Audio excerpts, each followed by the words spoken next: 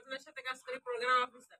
আমরা 6 নম্বর অমরনগর ইউনিয়নে মানিকখালী 5 নম্বর ওয়ার্ডে দাসপাড়া। আজকে যে বিষয়টা নিয়ে আলোচনা করবো সেটা হলো বয়ঃসন্ধিকালে মানসিক ও শারীরিক পরিবর্তন। বয়ঃসন্ধিকালে মানসিক পরিবর্তন কি হয়? বয়ঃসন্ধিকাল কিশোরীদের মনে নানা ধরনের কৌতূহল, দ্বিধা, দ্বন্দ্ব দেখা দেয় এবং মনে চাঞ্চল্য সৃষ্টি হয়। মানসিক এই পরিবর্তনগুলো প্রাকৃতিক স্বাভাবিক নিয়মে ঘটে। ছেলে মেয়ে উভয়ের ক্ষেত্রে একইভাবে যেসব মানসিক পরিবর্তন হয় সেগুলো হলো মানসিক অস্থিরতা দেখা দেয় ও মনে নানা প্রশ্ন জাগ্রত হয়, আবেগতাড়িত হয়ে কাজ করে, অপমান, লজ্জাবোধ এবং সংকোচ ভাব দেখা দেয়, চলাফেরার চঞ্চলতা বেড়ে যায়, কেউ কেউ নিজেকে আড়াল রাখতে ভালোবাসে, বিপরীত লিঙ্গের প্রতি আকর্ষণ বাড়ে, কাল্পনিক অসুখ বিসুখে ভোগে, আত্মসচেতনতা বৃদ্ধি পায়, অনেকে আত্মকেন্দ্রিক হয়ে ওঠে এবং যৌন বিষয়ে চিন্তা আসে।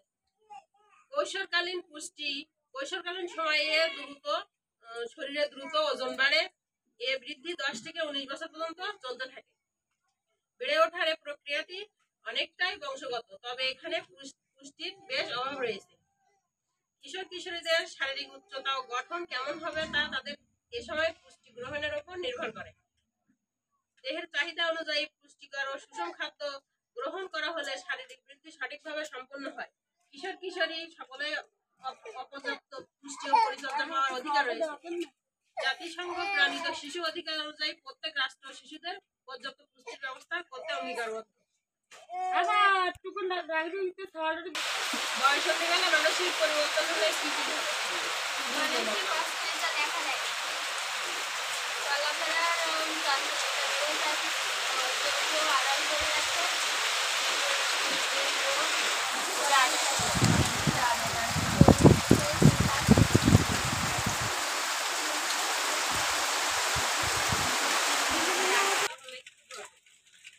মানসিক অস্থিরতা দেখা দেয় যেমন নানান ধরনের মনে প্রশ্ন জাগে, চলাফেরার আর চাঞ্চল্যতা বেড়ে যায়, বিপরীত যৌন বিষয়ে চিন্তা আসে, অপমান, লজ্জাবোধ এবং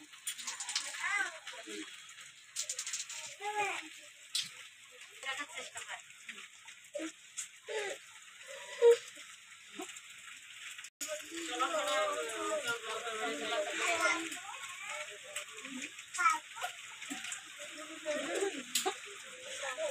বয়ঃসন্ধিকাল কিরকম বয়সের মাঝখানে ঘটে?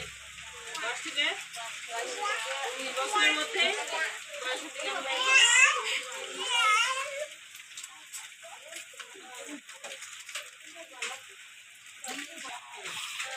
পরিবর্তন হয়, শারীরিক